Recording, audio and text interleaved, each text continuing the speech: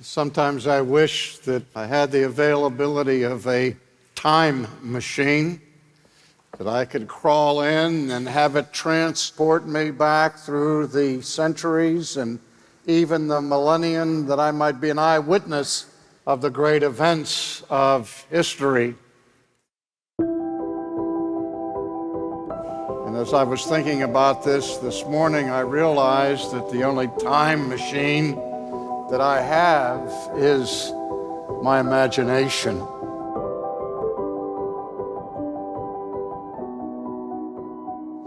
And so I imagined that I lived 2,000 years ago in the little village of Bethany, above the Mount of Olives, and right down the street from the home of Lazarus and Mary and Martha.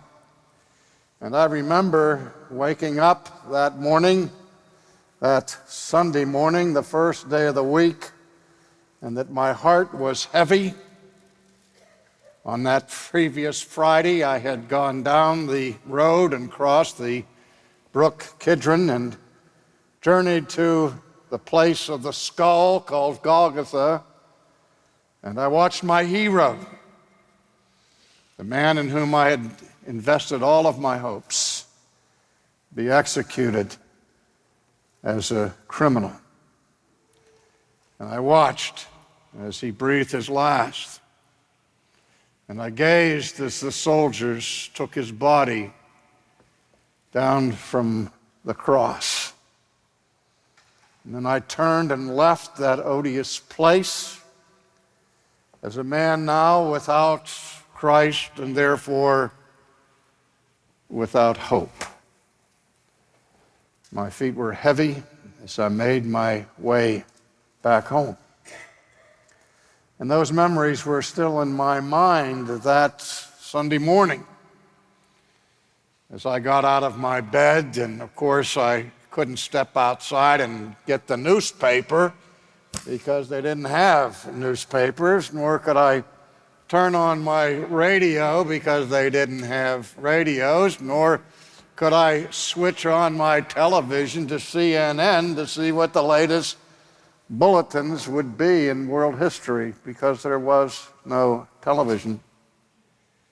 In those days, important messages of important events were transmitted by messenger.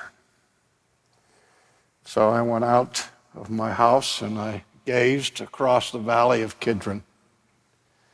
And I noticed at the base of the circuitous road that came from the old city of Jerusalem, somebody running.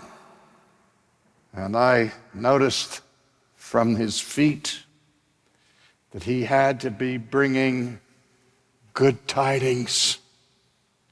And as he came up the hill and through the Mount of Olives and now into the environs of the village of Bethany, he began to scream his message.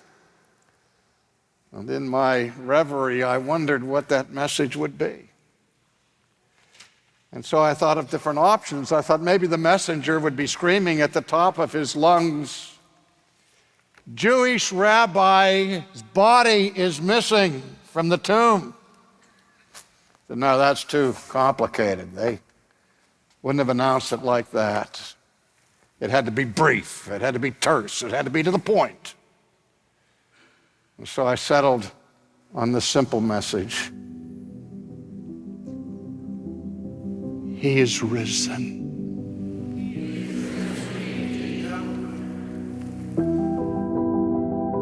Thank you for listening to Ultimately with R.C. Sproul. Dr. Sproul founded Ligonier Ministries to proclaim the holiness of God in all its fullness to as many people as possible. To learn more about our holy God, request a free booklet by Dr. Sproul when you visit ultimatelypodcast.com/holy.